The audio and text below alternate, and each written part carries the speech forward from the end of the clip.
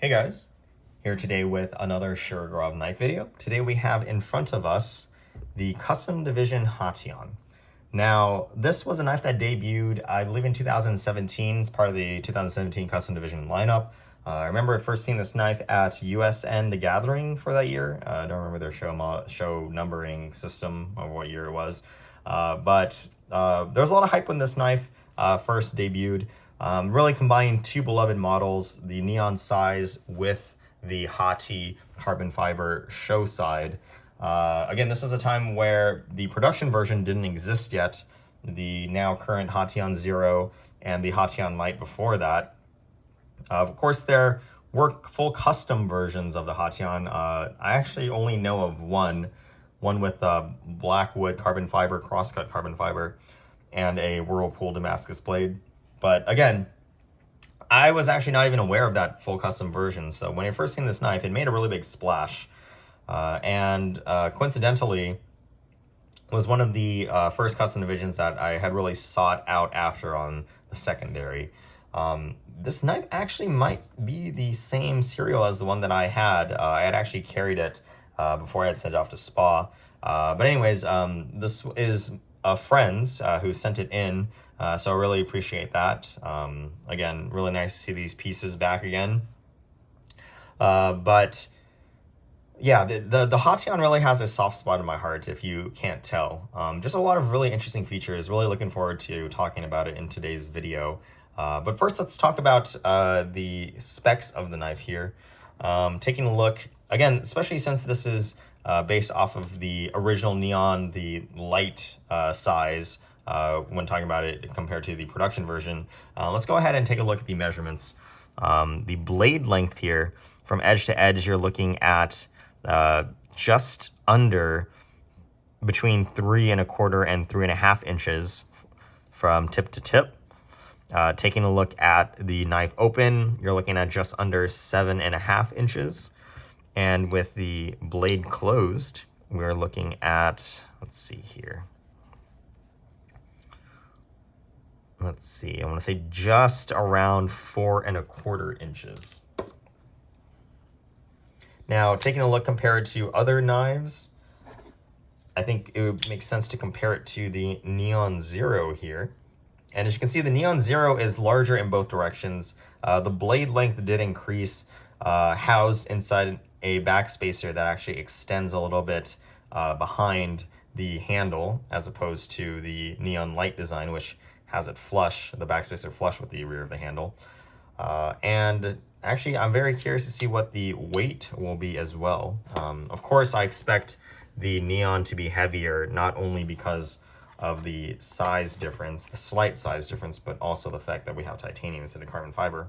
But in my experience, replacing titanium with carbon fiber doesn't yield really that much of a weight decrease. We're looking at a little bit over 2½ ounces here for the HatiOn.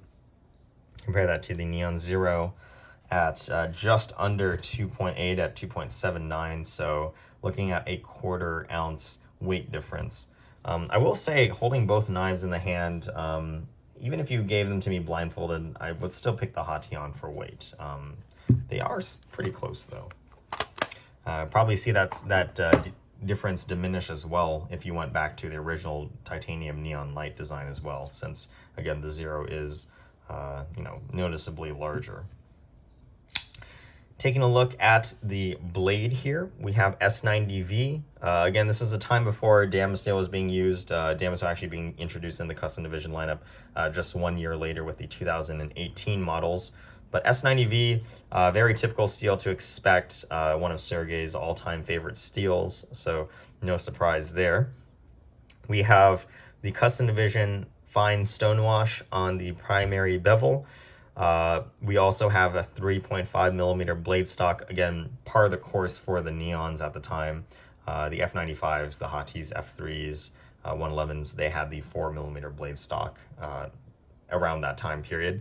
But the neons have the thinner blade stock to kind of account for the fact that it is a smaller knife. So again, nothing unusual here with in regards to that. But what is unusual and incredible in my opinion is this, I call it multi-faceted blades swedge here up top here. You can see that we have not only that primary swedge, but we have this kind of three-dimensional cutout here that actually, when taking a look at the blade straight on, kind of gives a subtle harpoon effect. Of course, there is no actual harpoon here, but this cut here kind of gives that illusion at this point right here in the blade. Absolutely amazing work, especially when combined with those CD satin blade flats that you know, the Custom Division lineup is so well known for. The blade finish is amazing, and again, that fine stonewash finish really catches the light. Now, when you compare that to the Neon Zero, you can see here that the swedge is actually reduced in size here. It just runs about half the length before cutting off. Personally, I really love the the Custom Division kind of limited production Neon design here. We haven't really seen anything since. Even my Neon Hard, because of that kind of these three blade cutouts here and the jimping, you really still don't get that the same effect with this three-dimensional cut. You can see here that there is something going on here, but there's just something about this blade shape that I really love. Some people find it a little too busy, but I think it's just the right amount of stuff going on here. Now, because it is a little bit busy, there is no jimping on the top here, and that's something that I think would have been really nice. It would have been kind of the cherry on top, but I could probably see kind of what Sergio is probably going here. Is something he probably wanted something a little bit classy, and you know, the fact that there's no jimping really doesn't detract from that kind of style, I think. Now we also have the Custom Division logo, which has been kind of standardized at this point in time. Nothing too much there when it comes to the logo. Something that is interesting though, taking a look at the handle here, we do have this blue carbon fiber, which a lot of people actually really don't realize. Of course, it depends on each sample of the knife. I've seen about like 4 Custom Division HatiOns. Some of them have more blue than others. This one runs kind of more on the subtle side, but if you take a look at the right angle, you can see those blue accents there. Now, blue, of course, if you can't already tell, is the theme of the knife here. Blue anodized titanium pivot collar, that faux indexed Shirogorov Custom Division screw. We have the blue anodized rear body screw. Again, this is also titanium. Combined with that carbon fiber, we also have the logo here done in a blue cold enamel here. Again, this logo is very interesting. Most of the time, the workshop kind of shies away from milling into carbon fiber, as it makes the logo a little bit hard to see.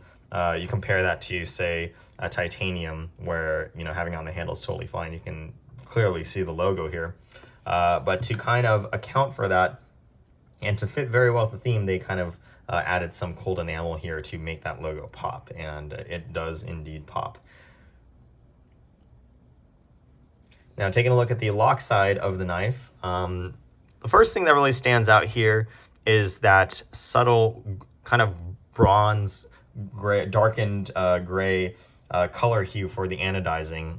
If you take a look here compared to the standard titanium, it has that shine to it, and also just that slightly darkened color that I think is absolutely stunning.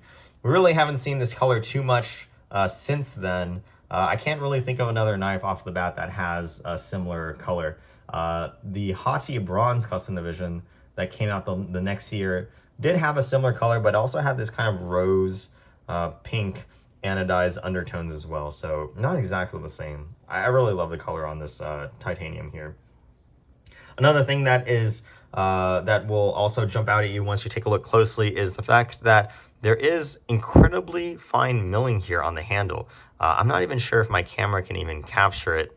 If I get it in the right light, perhaps you can see it, but it's finer than even the silk milling, which people really love from the Custom Division workshop here.